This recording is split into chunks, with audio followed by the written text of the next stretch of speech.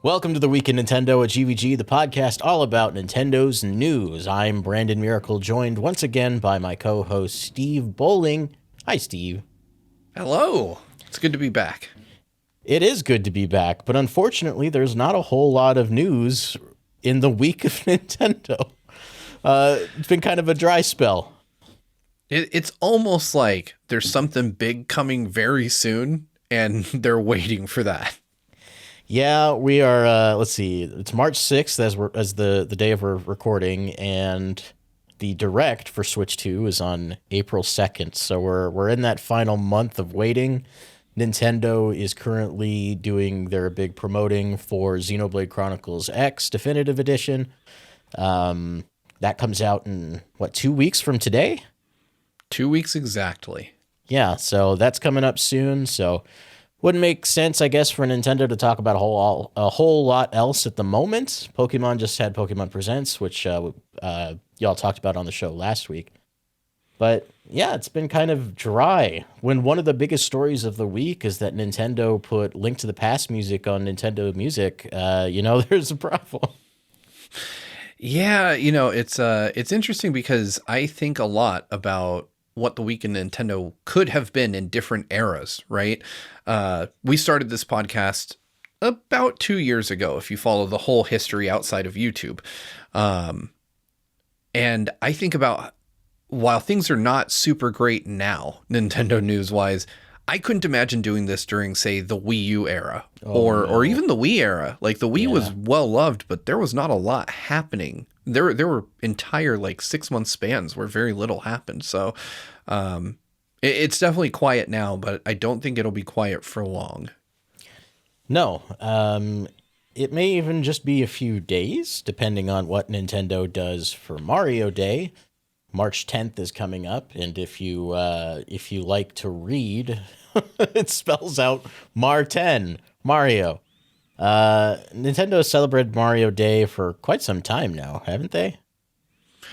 Yeah, March 10th has kind of always unofficially been Mario Day, and I think the community celebrated it in their own ways long before Nintendo really recognized Mario Day. I know Nintendo sent out a press release this week about Mario Day, just kind of outlining Mario stuff. Like, there are sales on Mario games, like Odyssey is down to $40. Most Mario games on Switch will be on sale for Mario Day if they're not already. I'll be honest, I own them all, so I didn't rush out to the eShop and look. As well as, Nintendo took an opportunity to promote that Super Mario Wonder bundle that we discussed a couple weeks back. Yeah, I was wondering if they might do anything else. I'm still kind of crossing my fingers for a potential Super Mario Galaxy 2 on Switch. Whether or not that happens this year still remains to be seen.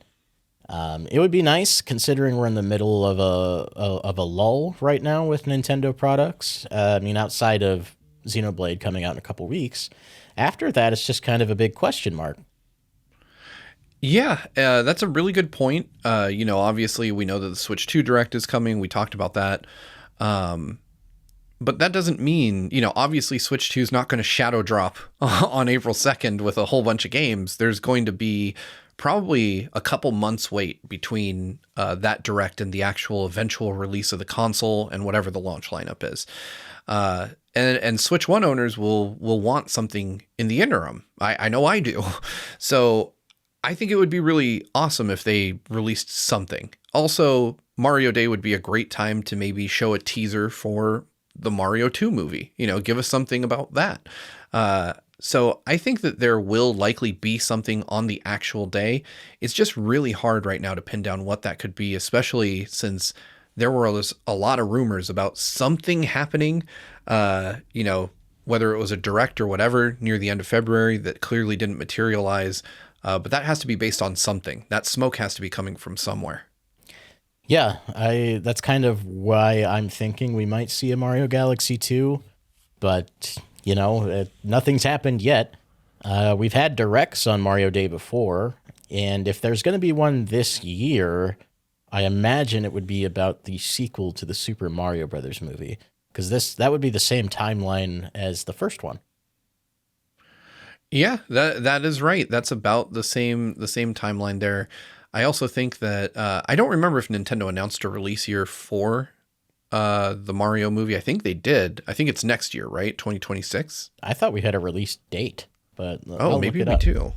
Yeah, I'm googling right now. It's currently scheduled for April 3rd, 2026. Okay. So yeah, next year is when we're getting that. A year out from the release of a movie is not super odd to see a teaser trailer at least. Or cast I'm pretty announcement like last time. Yeah, exactly. There could very well be something. I don't know. We're only 4 days away as of the recording of this from Mario Day.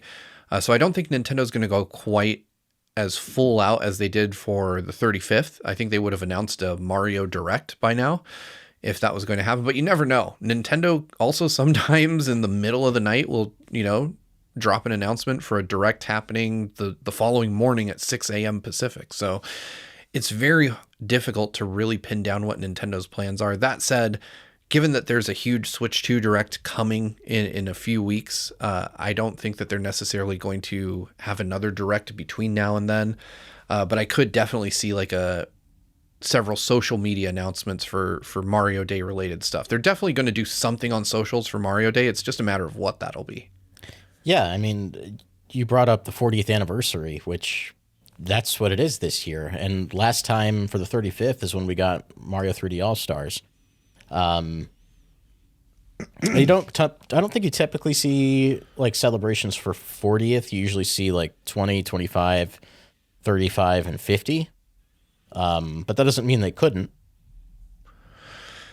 Yeah, it's an interesting position to be in because obviously I'm like one of the only members of GVG who's older than Mario. So it's I find it particularly significant as somebody who grew up alongside the character. I'm just a little bit older than he is. And I think that 40 is an interesting milestone. One, it marks Nintendo's oldest franchise, right? Like Mario is their oldest, most successful franchise. And everything else that we think of when we think of Nintendo is behind that. So it'll really kind of set the tone for whether they're going to celebrate. Because I would say 35 is a weird one to celebrate, right? Like it's kind of a strange number. Like you said, 20, maybe 25, 50. Those all are things that make sense with more traditional markings of the passage of time. But this is something where it's it would be the first in this medium of video games to have a franchise that has stood this long and continued to be successful for this amount of time. And I don't know, maybe it's just the fan in me talking, but I really want to see them mark this. I felt like 35, other than the release of Super Mario 35, was a bit lackluster. I'd really like them to see them pull out the stops for 40. And maybe the Switch 2 will be tied to that in some way. Maybe that's their big 40th anniversary game as a brand new 3D Mario. Odyssey did lean into fan service the tiniest amount, and it was enough to bring me to tears. So I would love to see them really go full fan service, show us something that would celebrate all the decades we've spent with this character. Yeah, we've got the 2D collection, we have the 3D collection minus one game. But those feel largely complete. I could see them maybe doing like a new Super Mario Brothers collection, because the DS game and the 3DS game aren't as available now. New Super Mario Brothers Wii, that would just be nice to have on a current gen platform. And we already have New Super Mario Brothers U, but I could see them bundling those old ones together. I'd love to see that. I'd love to see taking some of the more, it's weird to call any Mario game obscure, but some of the harder to play Mario games, some of the less available Mario games, and to put them together. It is kind of baffling to me that, with a platform as successful as the Switch, where we have the entire lines of so many franchises that never even appeared on Nintendo hardware before, that we can't get every Mario game on one place. It would be really nice to see them update these. I'd be all for Switch 2 having like a Mario Maker bundle where I can replace the touch screen with mouse controls or whatever it is. But I really just want to see Nintendo kind of consolidate all these Mario titles in one place where it's easy to play them. If I could, I would love to see something to the effect of like the recent gosh, what was it called? The Tetris kind of Tetris the Forever. Tetris. Yes, thank you, Tetris Forever. I would love to see something like that where it just, compiled lots of different games, but also had lots of historical behind the scenes information about these titles. But I don't think Nintendo's going to go quite that far for us. Maybe not ever. Probably not. I mean, we do have a fair amount of Mario's games. A lot of the biggest ones are here. We have the original four Super Mario Brothers games. We've got most of the 3D Mario games, minus Galaxy 2 and 3D Land. And then you have various spin-offs and whatnot. But for when we're talking about the core series, New Super Mario Brothers seems to be the big missing thing.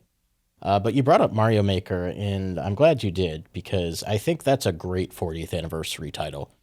Mario Maker 2 was 2019, is that right? That is, yeah. So it's been 6 years.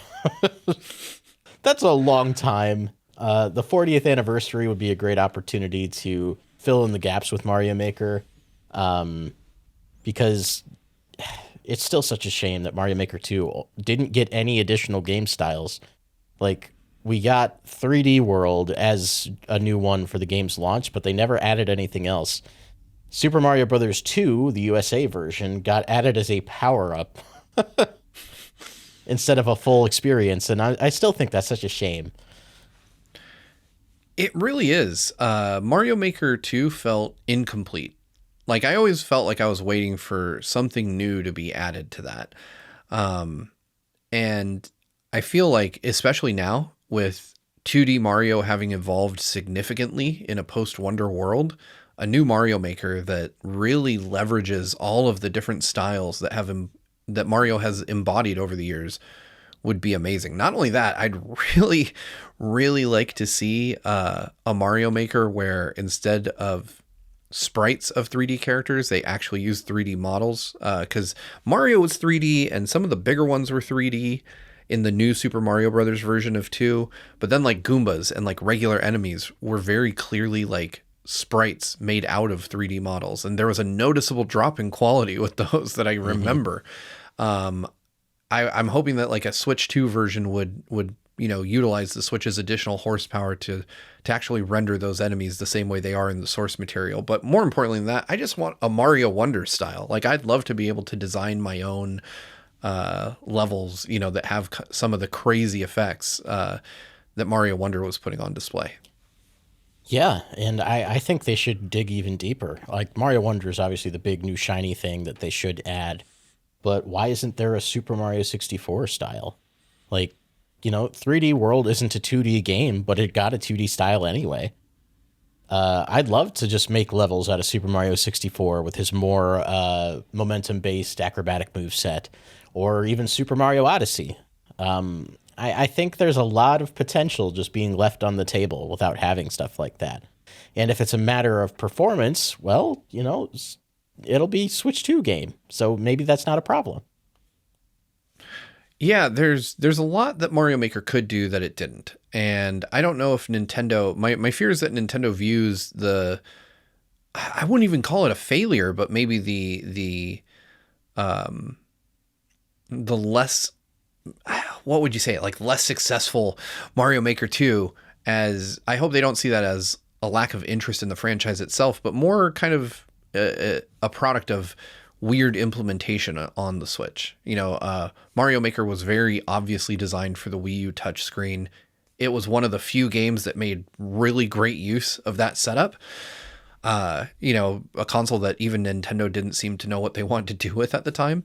Whereas the Switch version, if you were playing that in docked mode, the controls were very clunky, very hard to use, very counterintuitive in a way. Obviously, Switch 2's mouse functionality could solve all of those problems very easily and give you kind of the precision of a touch interface without, with the benefits of being on the big screen still. Yeah, I think that makes it a great showpiece game, and one that I would not be surprised to see at the Direct and in year one. Even if there's a 3D Mario game, I think there's room for both.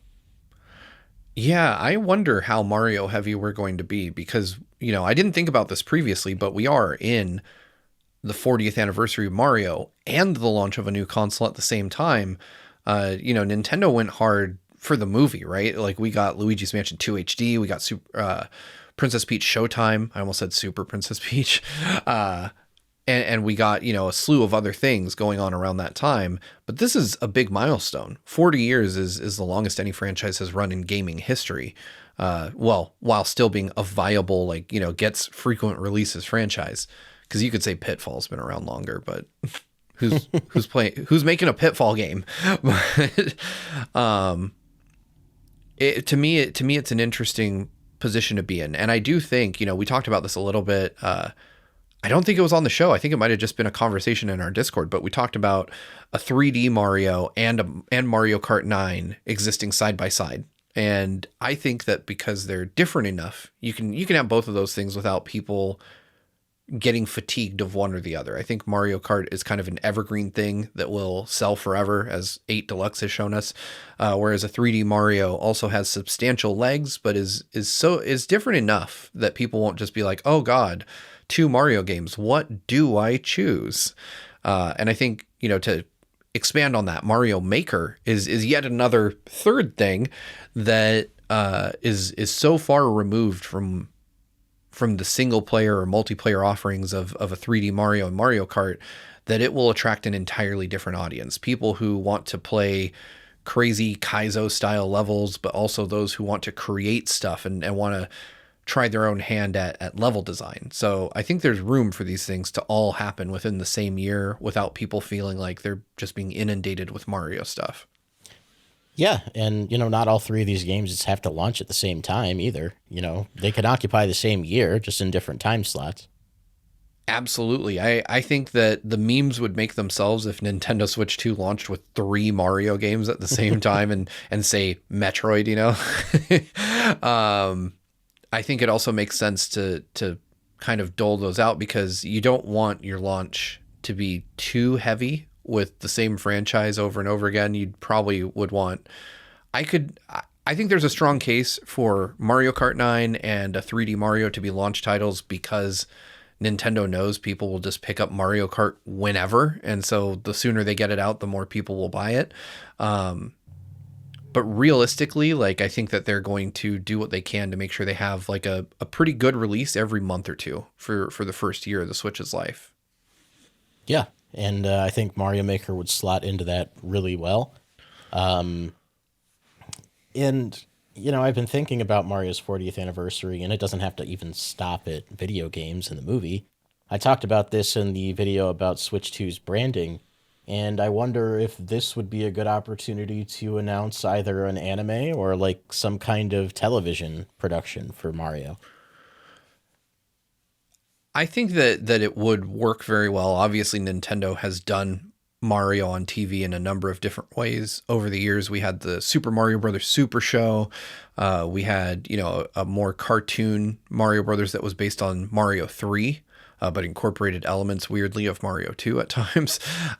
Here in the States, and that's to say nothing of Japan, I'll admit that I just don't know how Mario has been depicted on TV overseas, but I think my vision or what I see Nintendo doing is maybe going the Pokemon concierge route and having a Mario show, but it's on Netflix or one of those streaming services where they share the cost of development of it with Netflix, because obviously a Mario show would be a huge get. Traditional TV also just kind of isn't really as much of a thing as it used to be. Mm-hmm. But I could see maybe Illumination and Netflix working together on a Mario show that kind of exists in the movie universe. Yeah, and I mean, I would just love to have that. Mario having more presence and more media is cool. It's what I would have wanted as a kid.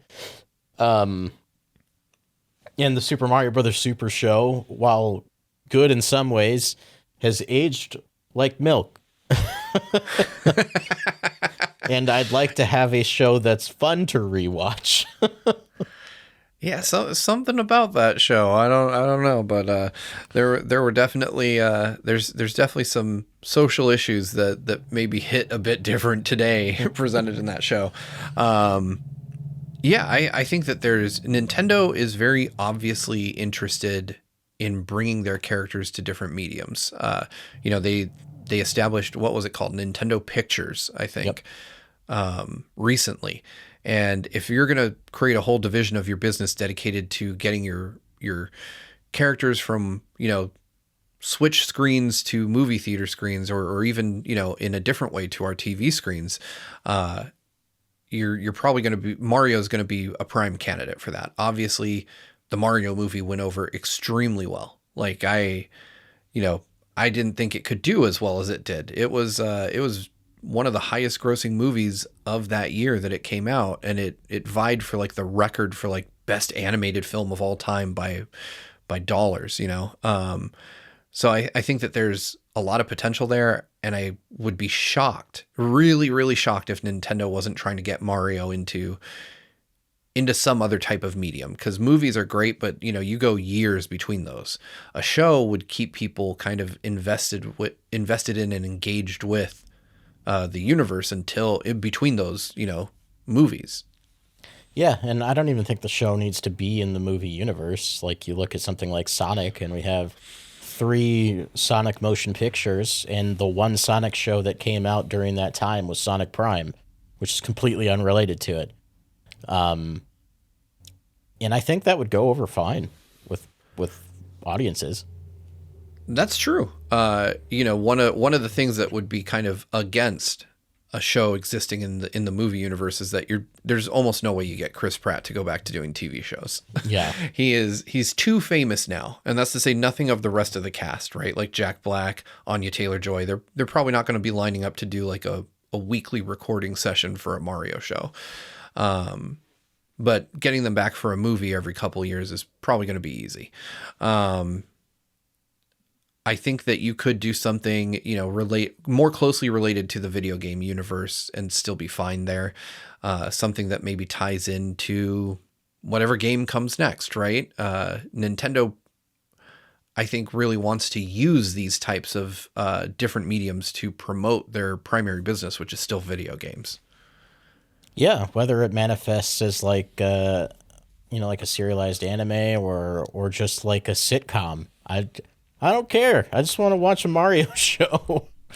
Yeah, I'll be honest. I want to watch any Nintendo show. You know, when you say anime, Mario is not really the first thing that comes to mind, but I always think of a Smash Brothers anime, as that would just be one of the coolest things ever. You know, they spoiled us with the with Palutena's trailer where Link was fighting Pit, and I just, ever since I saw that, I've always wanted there to be a Smash Brothers anime. I was like, I don't care if at the end there's still toys and Master Hand is a kid playing with the I just make it a cool anime with cool fight scenes. That's all I want. Ah, I'd love that so much. You know, we also got the Kid Icarus shorts for the 3DS, and it's still such a shame that never turned into anything bigger. Yeah, I feel like Sakurai in particular would want these things to exist. You know, he's obviously the creative force behind both Smash Brothers and Kid Icarus, and I feel like he had to be pushing for these to be made because the stuff in relation to his properties, you know, had that anime vibe to it. I do have to wonder if Nintendo Pictures is looking into something like that. Obviously, anime is more popular now than it's probably ever been. It's penetrated Western culture in a way that in the 90s most people wouldn't have predicted it could. And so I think that now, if there was ever a time for Nintendo to make an anime, it'd be right now. Yeah, and there's a lot of good candidates for that. One that I would love to see is Star Fox. I thought Star Fox Zero: The Battle Begins. I thought that short was great. And it's such a shame. Like we got one episode, just that one little animated short, and it just made me realize how much I wanted that to be a thing. Yeah, Nintendo's more serious IPs would be so well suited. And it's funny to call Star Fox a serious IP, but when you compare it to something as whimsical as like Kirby or Mario, it's very easy to see how it could be. You know, not to say that Nintendo's more fun IPs couldn't be represented. Pokemon has been an anime juggernaut since the 90s. Kirby had an anime too. That's right. Kirby did have an anime. I've never seen it, but I do remember hearing about it. It's good. Didn't it have like Angry Kirby on the box art the way most American games did? I think it did. And the English dub is wild. I think it was done by 4Kids, and there's a lot of interesting interpretations of the characters that have stuck with me into my adulthood. Like, you should just watch some clips. I think you'll find some enjoyment.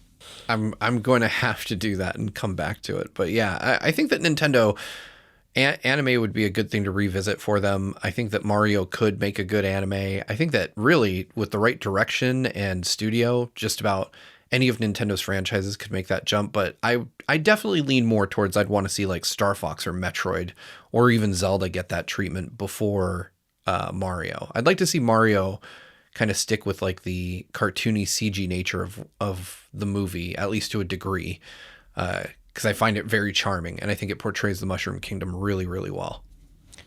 Yeah, and we know that Nintendo is certainly interested in doing CG animation because, you know, Miyamoto had directed the Pikmin shorts, which were also excellent. Yeah, I think we're well past due for these to start happening at a faster clip. I'm trying to think of all of the various Nintendo anime that have existed before. Like there's the anime Super Mario movie from like the 80s, which is odd, product of its time, but it exists. There's the Fire Emblem OVA, where they called Marth Mars in the English dub. You have the Kirby anime. There was the F-Zero anime. Where's that Nintendo? I want that energy back. Right. It would be nice to see Nintendo kind of get some of these more obscure IPs and do more with them, because I think it would do wonders for the popularity of them. You know, the same way that Smash kind of had a halo effect and got people to try other Nintendo franchises based on character inclusion, new anime for these, especially with a whole generation of people who grew up in a post Super Nintendo world, discovering things like F-Zero and Fire Emblem through those efforts. Hell, I say Super Nintendo, but really, realistically, the majority of people who watch anime these days were born after the friggin' GameCube, which is just terrifying to think about. Man, you know, a lot of these folks, these franchises just don't exist for them. So getting them into some other medium may give Nintendo the foothold they need to then make a new game in these franchises. thinking about Star Fox in particular is so funny when you consider that like the whole vibe of Star Fox was inspired by a television show, the Thunderbirds, because it was all like marionette pilots, and I'm like, it writes itself. I love the fact that there is shared DNA between Star Fox and Team America, because those are both inspired by the exact same show. Mm-hmm. And that's a weird link to have between them. But yeah, I remember when Nintendo did the puppet direct with like Reggie and Iwata, and they had the Star Fox puppets, and I truly thought they were going to do something with that. I thought that we were going to get a Star Fox show, or at least a series of vignettes with the puppets, and just, no, I got to see the puppets. They were at E3 that year. You don't team up with Henson Studios and not make something. Come on, man. I have to wonder if Nintendo maybe did have those plans and scuttled them for whatever reason, because there was also that at one point Netflix was working on something Zelda related, and it just got nuked after sites reported on it. And part of me just wonders if Nintendo maybe was planning to do something and then they just didn't like the vision, or they didn't want to spend the money, or they didn't see the value in it being Star Fox. But it is very weird to work with Henson Studios and then just not have anything more than, a skit and a direct come of it. I think they also did some commercials for television, but that was the extent. It's such a shame. It really is, but I'm hoping Nintendo Pictures maybe has the cachet within Nintendo to move forward with some of these ideas. Well, why don't we move on into this week's mailbag? And the very first question comes from Adam Harris, and the question confused me so much that I thought that we should start with it. All right. Steve, which Nintendo character would you eat? Ooh, which Nintendo character would I eat? So GVG lore states that Min Min is on the menu. Because I've not yet answered the question, and I'm going to pose this to all of you out there listening to the Week in Nintendo, because there's far more of you than there were when we started this channel. If you eat Min Min's noodle arm, does it turn back into a human arm in your stomach? Like, are you a cannibal if you eat her noodle arm? Because there's some very sociopathic implications to it either way. But she's the only character I know of that has like an edible component. But if we're going strictly like full on Nintendo characters, which one would you eat? I think we have to start with Pokemon, because it is implied in several different Pokedex entries that people eat Pokemon from time to time. There's meat in Pokemon, and it has to come from somewhere. Exactly. So obviously most other folks, there's a cannibalistic implication. So I would have to say that we are going to have to look elsewhere for that.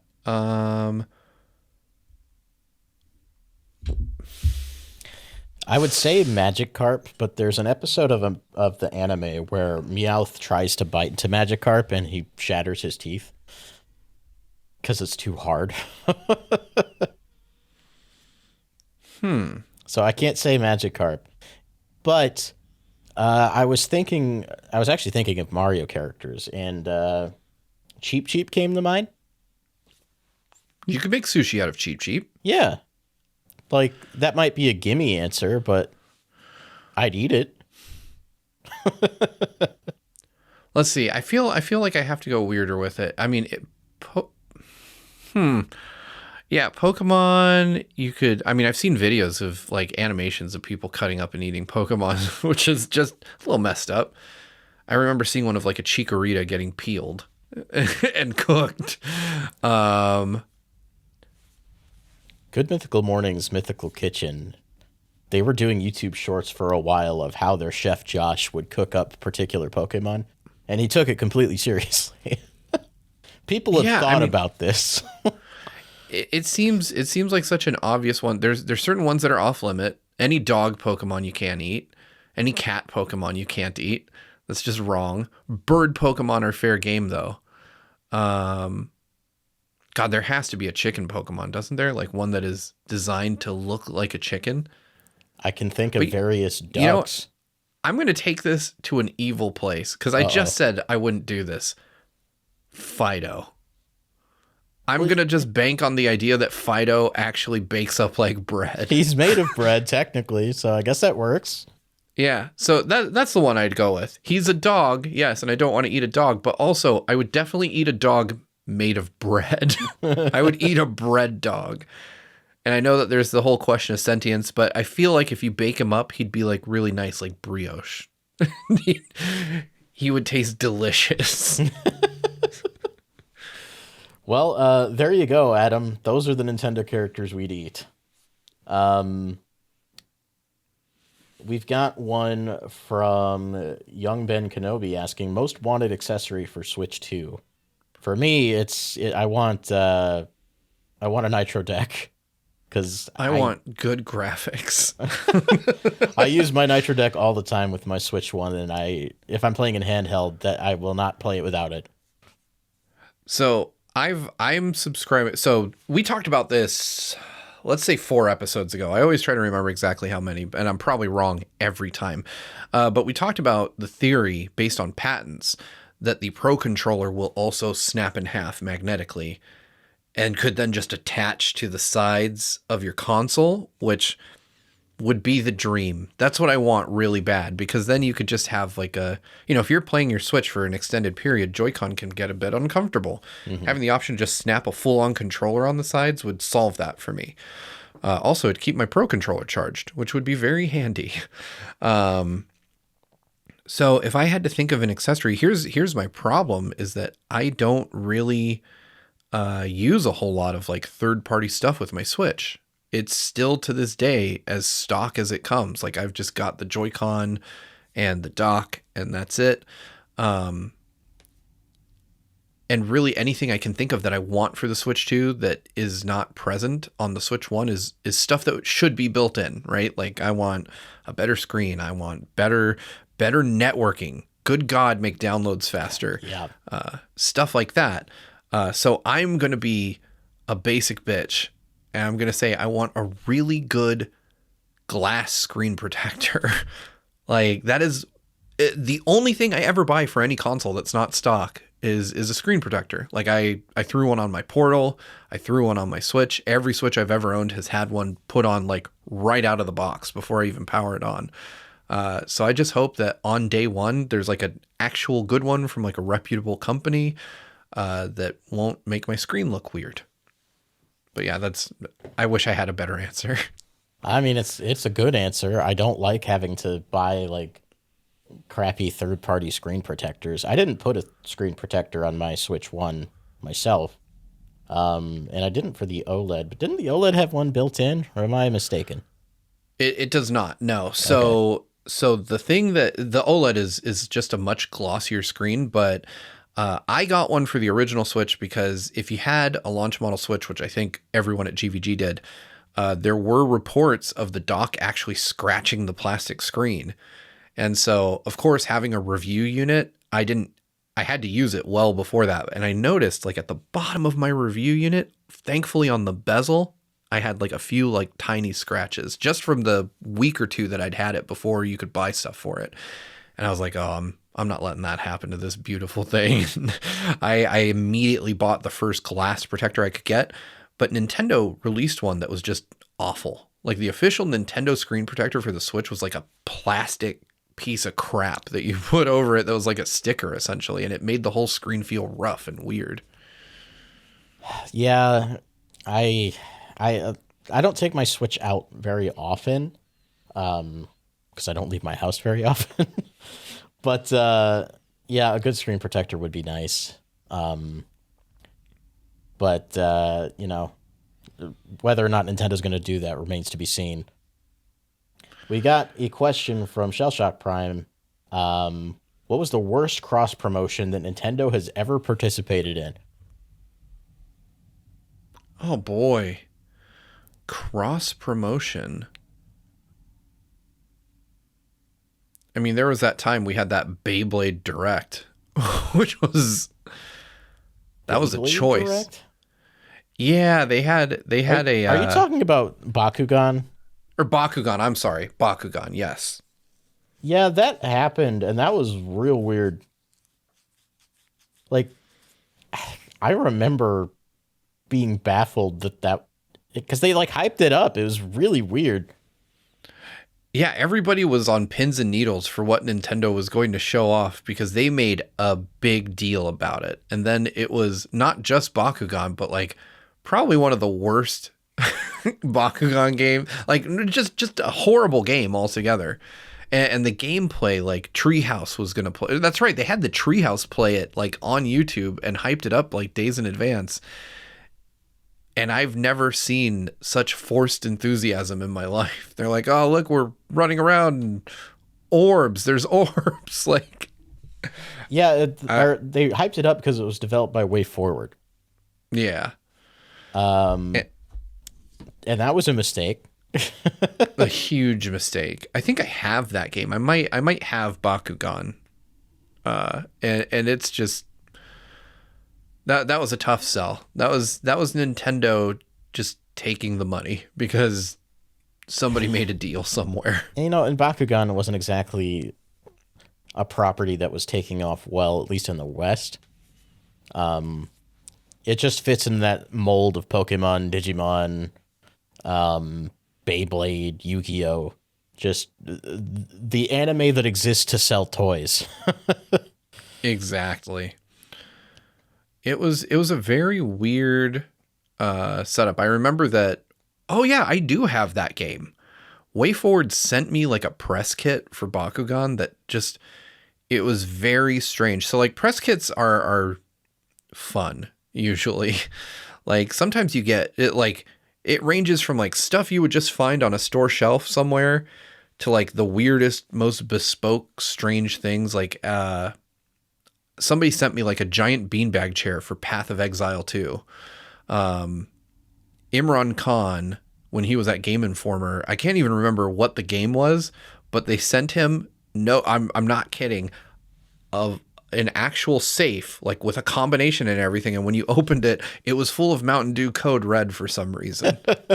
Like I had a leather bound twine tied copy of Skyrim dropped on my doorstep. To this day, I don't know how it got there. Like, because it wasn't from a courier. It was terrifying. But I opened it up and I was like, oh, there's Skyrim in here. I'm not going to die today. But then you get stuff like, you know, for the press kit for Bakugan, they just sent me a bunch of Bakugan toys and a copy of Bakugan. And I remember just staring at these boxes being like, I'm 40 years old. I don't know what to do with these. Like, I eventually let my kids open them and they're like, what do you do with them, Dad? And I was like, I don't know. You play it. I don't know how to play it and I don't want to learn. I just to dig into this a little bit. First of all, we have a YouTube video about this exact topic that Daniel did like a year ago, so you should go watch that if you haven't. But I just Googled some to just see what other weird ones have existed. There was a Touching is Good contest for the DS. Oh, I forgot Touching is Good. And apparently you signed up and then you received a white mannequin hand that you had to take pictures with. That's weird. Yeah. What the heck, Nintendo? Yeah, Let's see if I can find a picture of it. Nintendo's done some questionable stuff. I remember there was like a review event or a preview event for for some game where they made journalists get on a train and like they had to take a train cross country while they raced to beat a game. It was Link's Awakening. That's right. It was. And then there was like some weird, like there was a kid that won. Oh, but they didn't give him the prize. Was it Did You Know Gaming? Did they do a video on this? They did, yes. Okay. Did You Know Gaming did a video on this specific debacle, but it was very strange. Nintendo doesn't do a ton of cross promotion these days, but you know what? I've got one though. I've got one that you probably haven't heard of because I didn't do a video on it, and I don't think anybody else did either. Tears of the Kingdom. Nintendo partnered with Lawson. Lawson is a Japanese, like think of it as like 7-Eleven, even though 7-Eleven is also popular. Lawson is like a convenience store chain. Mm-hmm. And they sold Kuko nuggets. like okay. You could go buy spicy chicken nuggets, and they claimed that they branded them as being like from Cuckoos in Tears of the Kingdom, like they were slaughtering them and serving them to you. Wow. Don't know that I would have made that choice. Yeah. There was also that one when the Switch was coming out, they were doing like those glass box like commercials. And they had John Cena like on a mountain in a glass box playing the Nintendo Switch. That's right. I remember because a lot of people photoshopped him out of it. And they're like, Nintendo just put an empty glass box on a mountain. You can't see him. You've also had a lot of like weird celebrity like commercials. I think there was like Beyonce playing a DS once. There was. I always kind of cringe at those commercials because most of the time I don't know if these people play games. So it's weird to watch someone play a game who doesn't play games. Right? Like, oh yeah, the illusion is not working. One of my favorites, Nintendo celebrity moments. If you go back to Getty Images and you look at photos from the GameCube VIP launch party. I know what you're There's about a to talk bunch of about. celebrities. You can see like Paris Hilton posing with a GameCube they gave her. But my favorite is Jason Alexander from Seinfeld. And he's playing Metroid Prime. And he just like, they took a picture of him and he's like turned around looking at the camera and he's so obviously bewildered. Like he doesn't know why he's there or what he's even doing. And he looks a little mad about it. Like he looks like he's very angry that he's there. I'm glad that the industry has largely understood that we don't need celebrities playing video games to market to people. There are some celebrities that are gamers, and sometimes they do promotions that way. Like, Robin Williams naming his daughter after Princess Zelda, and they did a couple commercials around that when Ocarina 3D was coming out, and those were cute. Those are great, yeah. But, by and large, I don't need John Cena telling me to play Nintendo Switch on a mountaintop inside of a glass box. I don't know what you mean. There was nobody there. But it's interesting that we've largely moved past that. The early 2000s all the way up into the Switch were just rife with weird celebrity endorsements happening from time to time. Like it just felt very strange to see people who most gamers don't really care about trying to tell us we should buy the games we were already going to buy anyway. I get that they were trying to expand the market, but it felt like a very tone deaf way to do that. Every time a sports ball man comes out on stage at E3, I die a little inside. Oh, until E3 finally died a lot everywhere. We got another question from Bane400. Do you think Nintendo will embrace some of the modern features in HDMI 2.1? I'd love to see a game like Metroid Prime 4 Beyond have HDR support. Absolutely. This one for me is like a slam dunk. Wouldn't make sense for them not to. So obviously we know nothing, and this is based on nothing because, what do I know? I'm a games YouTube man. But, Nintendo is always late to the game with technological features, bells and whistles in particular. But I mean, we're talking about, we're well into the era of 4K gaming. There are people who game in 8K already, which feels early, but we're solidly within gaming's 4K era. And with that comes HDMI 2.1, variable refresh rate support, HDR, 120 hertz support. Now, I don't think that the Switch is going to do 4K 120 on anything, to be clear. No. But it desperately needs VRR. And VRR is one of those things that I would say in order of likelihood is a bit like lower on the priority scale than HDR. HDR has been a thing for a decade plus now. Like Nintendo desperately needs to get with the times and get HDR onto the Switch too. It just makes your games look better at very little overhead cost from a compute perspective. And variable refresh rate to me, which is again kind of an order of magnitude more complicated, desperately needs to exist on the Switch 2 more than just about anything else. Because what VRR does is it smooths out your frame rate essentially. Because variable refresh rate means that your display will automatically shift to match the frame rate of the signal coming into it, which makes games in the 40 FPS range look like 60 FPS. Both PS5 and Series X use this to great effect to make their games look a lot smoother. And a lot of TVs, even low-end TVs, support this technology now. So HDR, I would say, is almost a lock. Like as much as a lock can be, VRR, I'd say is like a 50-50 shot. And I truly hope they do it. But I think they'll lean into some of those features, just not all of them. And then when it comes to something like HDR, I doubt Nintendo will support very many standards. It'll probably be like HDR and HDR 10, 10 plus, but not like Dolby Vision or anything a little more premium. Yeah, I agree with that. I don't think even the PS5 supports Dolby Vision. I think only Xbox does that. No, it doesn't. Yeah. I think it supports Dolby Atmos because sometimes my setup displays the Atmos signal when I play PlayStation 5. But I think I'm not Atmos for sure. is sound though. Yeah, it is. Could be wrong about that. Okay, I was gonna say I think Atmos is just strictly audio, but I have an Atmos enabled sound setup, and I really only get to use it when I'm watching like 4K Blu-rays. I don't even have that. I just used good old fashioned TV speakers like a pedestrian. But it's a rabbit hole, and once you go down it, you don't come back. I'm just warning you now. Yeah. It'll probably not happen for me for quite a while. Maybe upstairs, but like one of these days here on the podcast, I'll shoot some B-roll of like where I record footage for videos, so that you guys can see. But like I've got 2 TVs in there, and it's already hell when we're both playing games in that room at the same time because I have to wear headphones.